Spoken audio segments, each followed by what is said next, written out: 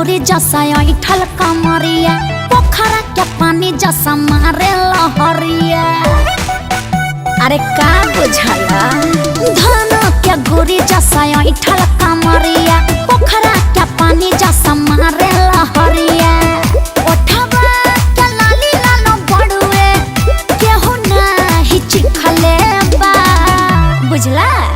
तरसरी कौन खिचले बा तोर धनवा कौन मिसले बा। तरसरी कौन खिचले बा तोर धनवा कौन मिसले बा। ए ज्यादा फालतू ना।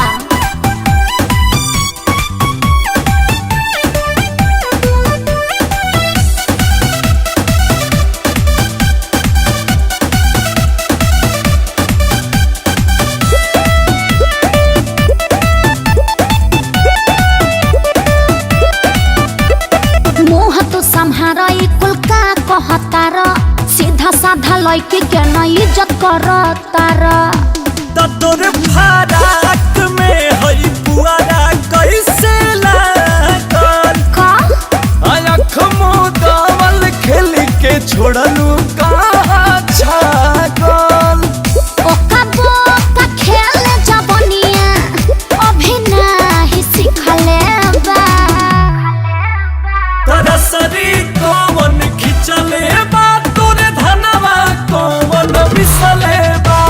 तरसरी कौन खिचले बा तोरे धनवा कौन मिसले बा। अरे कौना के हिम्मत बा।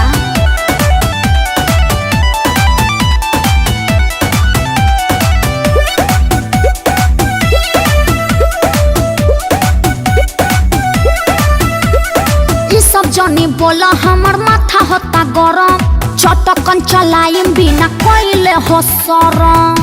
सच्चे बातिया पयाच लगबे कारी हनो आय अंकुश राजा अखिलेश धमकी से ना डरी। खड़ा बाला बड़ू पटाही केहू नाही पिटले बा।